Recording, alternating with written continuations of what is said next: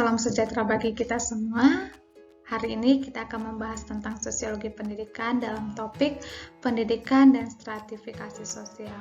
Nah, jika kita membahas tentang pendidikan dan stratifikasi sosial, kita harus melihat dulu pokok permasalahan dari stratifikasi sosial. Kalau kita lihat tentang stratifikasi sosial, berarti kita membicarakan tentang lapisan sosial ataupun lapisan masyarakat.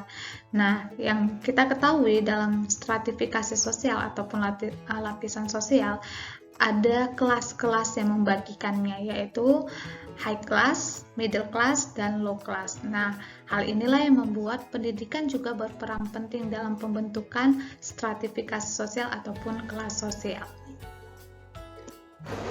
Nah, sebelum kita masuk ke inti yang lebih tentang stratifikasi sosial, kita akan membahas tentang pengertian stratifikasi sosial menurut para ahli.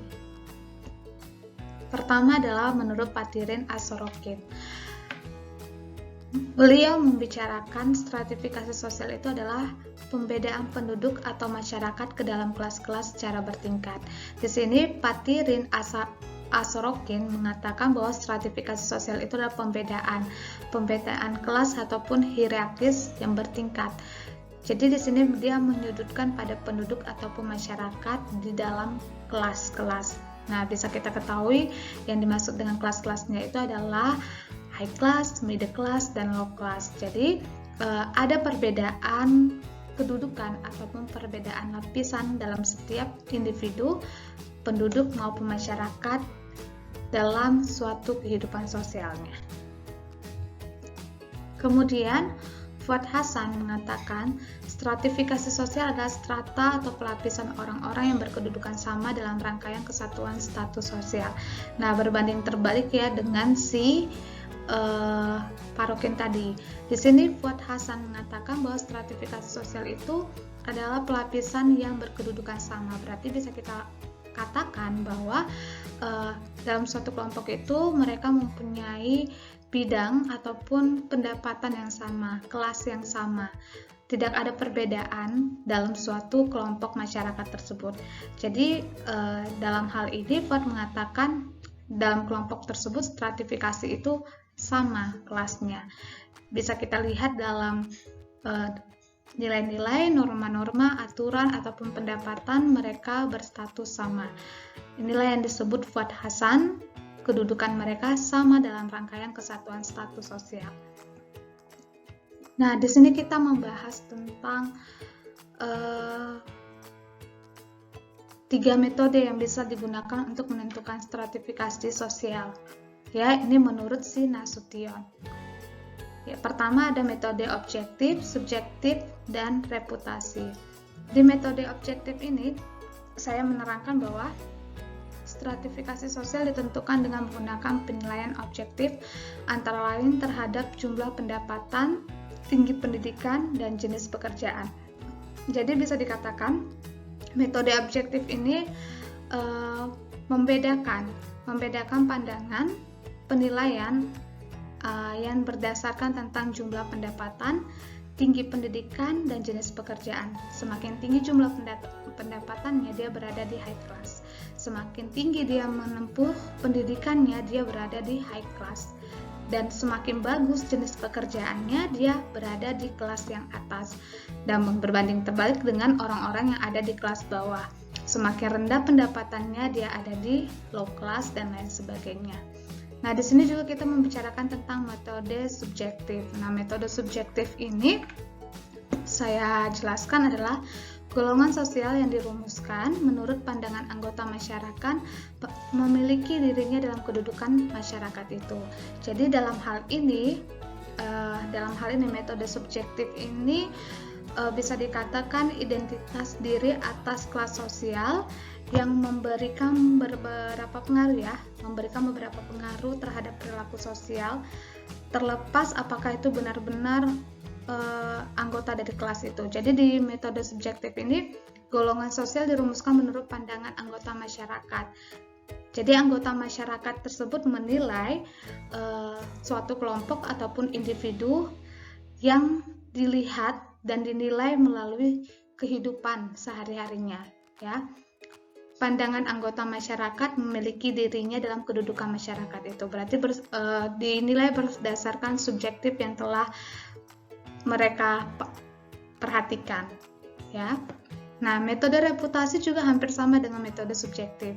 Metode reputasi adalah golongan sosial dirumuskan menurut bagaimana anggota masyarakat menempatkan masing-masing dalam stratifikasi masyarakat itu.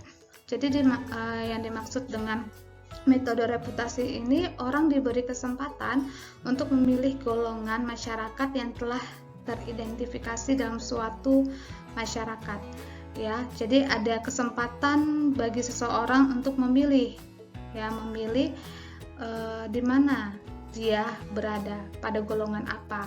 Jadi golongan sosial dirumuskan menurut bagaimana anggota masyarakat menempatkan masing-masing dalam stratifikasi masyarakat itu.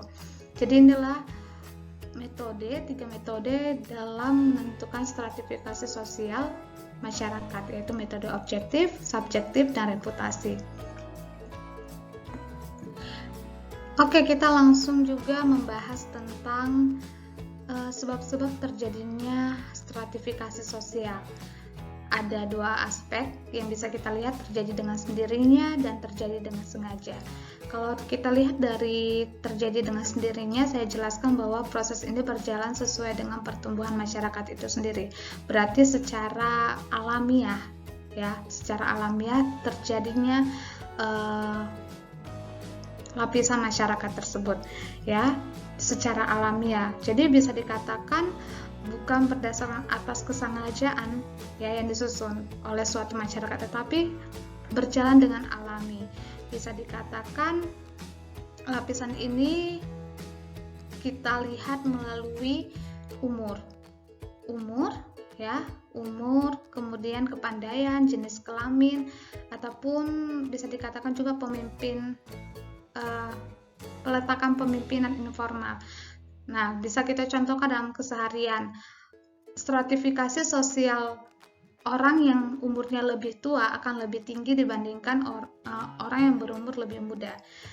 Kemudian dari jenis kelamin ataupun gender, laki-laki stratifikasi sosialnya lebih tinggi daripada perempuan. Nah, itulah yang bisa dikatakan terjadi secara alami, terjadi dengan sendirinya. Kemudian terjadi dengan sengaja, ini berarti sistem pelapisan yang disusun dengan sengaja ditunjukkan untuk mengejar tujuan bersama.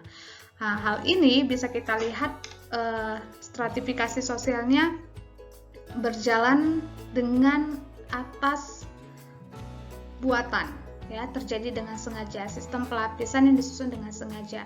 Hal ini bisa kita lihat dalam suatu organisasi ataupun kepemimpinan ataupun partai. Nah, ada dalam setiap organisasi itu tugas tanggung jawab masing-masing, ya. Ada ketua, ada sekretaris, ada bendahara. Nah, itu kan terjadi secara sengaja di mana setiap individu ataupun kelompok membentuk suatu kelompok itu dengan adanya tugas-tugas masing-masing dan tanggung jawab masing-masing. Kemudian adanya hierarki yang menentukan siapa yang akan menjadi ketuanya. Nah, bisa dikatakan dalam suatu organisasi, stratifikasi sosial itu terjadi secara sengaja, ya, di mana sistem pelapisan yang disusun dengan sengaja ditunjukkan untuk mengejar tujuan bersama. Hal ini bisa kita sering lihat dalam suatu organisasi. Kemudian ada sistem pelapisan sosial dalam masyarakat dapat dikelompokkan ke dalam dua hal, yaitu kedudukan dan peran. Kedudukan yaitu status dan peran ataupun role. Di sini ada pembagian 3 macam, ya, dibedakan dalam masyarakat ada 3 macam kita bisa mendapatkan suatu kedudukan. Pertama, ascribe status, achieve status, dan assign status. Mungkin kita semua sudah sering mendengar tentang hal ini, ya, tentang ascribe status, achieve status, ataupun assign status. Nah, ascribe status ini adalah status yang memang dimiliki seorang individu secara lahir. Jadi dia tidak mendapatkan usaha ataupun posisi yang baik dengan adanya usaha yang keras. Jadi scribe status ini biasanya didapatkan ketika dia sudah memang ditakdirkan untuk menjadi seorang pemimpin, ya. Tanpa adanya usaha dia udah mempunyai status sosial yang tinggi. Dia berada di high class. Nah, bisa kita lihat adalah contohnya garis keturunan kerajaan bangsa Inggris, ya. Mereka yang lahir di kerajaan Inggris mempunyai status yang tinggi dibandingkan masyarakat umumnya. Hal itulah yang disebut dengan scribe status, status yang sudah dibawa dari lahir tanpa ada usaha untuk mendapatkan kelas yang lebih tinggi. Kemudian achieve status. Achieve status inilah adalah kedudukan ataupun status sosial yang memang diraih dengan usaha, ya, usaha yang sangat dalam untuk mendapatkan status yang lebih tinggi. Jadi kedudukan yang diperoleh seseorang dengan usaha-usaha yang sengaja dilakukan, bukan diperoleh karena kelahiran, ya. Yang tadi scribe status itu karena kelahiran, achieve status karena usahanya. Jadi kedudukan ini bersifat terbuka bagi siapa saja. Ketika dia sudah mempunyai usaha untuk mendapatkan goalnya ataupun status yang lebih tinggi, dia termasuk kepada golongan achieve status. Kemudian ada juga assign status. Assign status ini bisa kita katakan